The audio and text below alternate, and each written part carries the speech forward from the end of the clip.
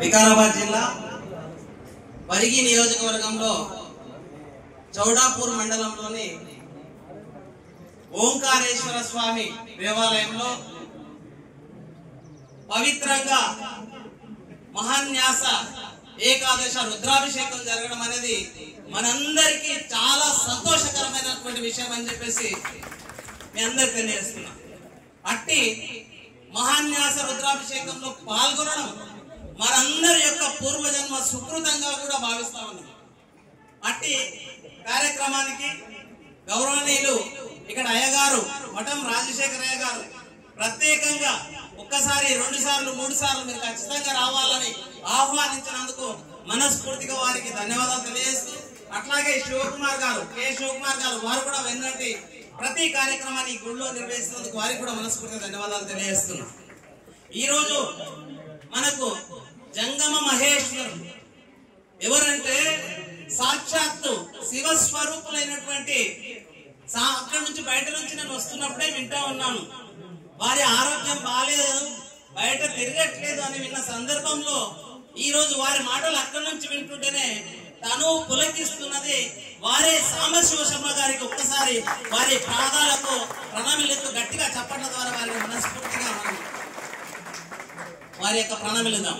అట్లాగే ఇంకొక స్వామి హైదరాబాద్ లో ఎక్కడ తెలంగాణ రాష్ట్రంలో విశేషంగా మన యొక్క శివతత్వాన్ని గాని బసవేశ్వర తత్వాన్ని విశేషంగా ప్రచారం చేస్తున్నటువంటి మన జంగమ గురువులైనటువంటి విశ్వనాథ స్వామి గారికి కూడా మనస్ఫూర్తిగా ధన్యవాదాలు తెలియజేస్తా ఉన్నాం. వికారాబాద్ మల్లికార్జున స్వామి దేవాలయం, నేను అక్కడ స్టూడెంట్ ని. ఆ రోజు ఎస్ఏపీ కాలేజీలో డిగ్రీ చేస్తుంటే ఆ గుళ్ళో సాంబశివ శర్మ గారు పూజ చేసేది. ఈ రోజు మల్లికార్జున స్వామి గారు కూడా ప్రధాన అర్చకులు ఉన్నారు, వారికి కూడా మనస్ఫూర్తిగా విశేషంగా వారికి పాదపద్మ ప్రలమిల్లుతూ ఈ రోజు కార్యక్రమంలో చాలా మంది జంగమ మహేశ్వరులు ఉన్నారు. వారందరి మీ పాదపద్మములకు ప్రలమిల్లుతూ భక్తులకు గాని, చౌడాపూర్ మండల భక్తులు గాని, మహిళలు అక్కలు ఉన్నారు, అన్నలు ఉన్నారు, అధికారులు ఉన్నారు, పాత్రికేయులు ఉన్నారు, నాతో పాటు విచ్చేసిన వేముల పెంటయ్య గారు, శ్రీనివాస్ గారు, మహేష్ గారు, మిగతా అందరూ కూడా భక్తులందరికీ హృదయపూర్వక నమస్కారాలు. ఈ రోజు మనం బాగా చూస్తే బయట సమాజంలో స్వార్థం పెరిగిపోయి 90% కలియుగంలో ఉన్నారన్నట్టు ఈ రోజు స్వార్థం పెరిగి ఎవరికి వారుగా కుటుంబాలుగా వెళ్ళిపోయి, ఒకప్పుడు ఉమ్మడి కుటుంబాలు నుండి పెద్ద మనుషుల నుండి తాతలు తండ్రులు బాగా మనకు విద్యాబుద్ధులు గురువుల ద్వారా నేర్చుకునే వాళ్ళం. ఈ రోజు పరిస్థితులు చూస్తే అవసరాలు పెరిగిపోయినాయి. ప్రతి ఒక్కరి యొక్క చింతన మారింది, ఆలోచన మారింది. ఆ ఆలోచనకు అనుగుణంగా స్వార్థం పెరిగి మన హృదయంలో, మనస్సులో గాని, మెదడులో గాని కలుషితమైనటువంటి వాతావరణంలో జీవిస్తున్న సందర్భం. ఆ సందర్భంలో ఈ రోజు మహాన్యాస రుద్రాభిషేకం సందర్భంగా మహాత్మా బసవేశ్వరుడు బోధించినట్టు, సిద్ధార్థ శిఖామణిలో బోధించినట్టు మనం మనిషి జీవితం అర్థవంతంగా, సారవంతంగా మనం ఎట్లా జీవించాలి, మనము మనస్సును ఎట్లా ప్రశాంతత ఉంచుకోవాలి, మన మెదడుని ఎట్లా ప్రశాంతత ఉంచుకోవాలనే ఉద్దేశాలతోనే ఈ ఆధ్యాత్మిక కార్యక్రమాలను ఏర్పాటు చేయడం కూడా మరొకసారి రాజశేఖర స్వామి గారిని మనస్ఫూర్తిగా గట్టిగా చెప్పల ద్వారా మనస్ఫూర్తిగా అభినందిస్తా ఉన్నాను.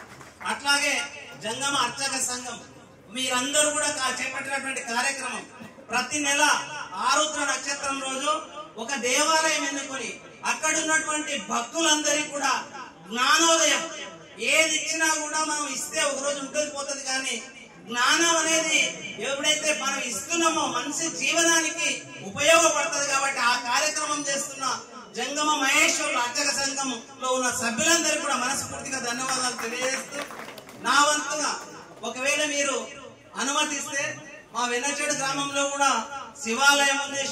శివుడు యొక్క మన జగదీశ్వరయ్య గారు ఇక్కడ ఉన్నారు, సదాశివయ్య గారు ఉన్నారు, రండి అయ్య గారు, సదాశివయ్య గారు, తర్వాత జగదీశ్వరయ్య గారు ఉన్నారు వెన్నచేడు.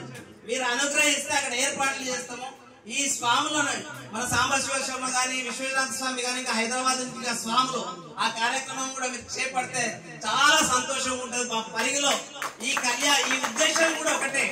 నాకు అయ్యగారు చెప్పింది ఎంత మంచిగా చెప్పారంటే, మహాన్యాస రుద్రాభిషేకం చేయడం అనేది ఇది లోక కళ్యాణ కులానికో మతానికో కాదు, అందరూ తెలంగాణ రాష్ట్రంలో ఉన్నటువంటి ప్రజలంతా సుఖశాంతులుగా ఉండాలని, వర్షాలు సమృద్ధిగా పండాలని, రైతులు సంక్షేమంగా పాడి పంటలతో ఉండాలని, సమృద్ధిగా ఉండాలనే ఉద్దేశంతో ఏర్పాటు చేసినందుకు మరొక్కసారి మనస్ఫూర్తిగా ధన్యవాదాలు తెలియజేస్తూ, ఈ అవకాశం కల్పించినటువంటి కమిటీ సభ్యులకు కానీ పెద్దలందరికీ ధన్యవాదాలు తెలియజేస్తూ, అట్లాగే ఎల్పటి రాజశేఖర్ రాజ్ కుమార్ ఇద్దరు ఉన్నారు అన్నదమ్ములు, అశోక్ ఎల్పటి అశోక్ కాంగ్రెస్ పార్టీ అధ్యక్షులు ఆయన, తర్వాత రాజ్ కుమార్ నా మిత్రుడు సోదరుడు, వారికి కూడా పార్టీలు ఏదన్నా కూడా మనమంతా ఒక్కటిగా ఉండి ప్రజల యొక్క అభివృద్ధి కోసం ఎక్కడ కూడా ఆటంకాలు లేకుండా కుల మతాలకు అతీతంగా ప్రజల యొక్క అభివృద్ధికి కలిసి మనమంతా పనిచేద్దామని తెలియజేస్తూ ఈ అవకాశం కల్పించినందుకు మనస్ఫూర్తిగా ధన్యవాదాలు తెలియజేస్తూ ముగిస్తున్నాను. జై హింద్, జై భారత్.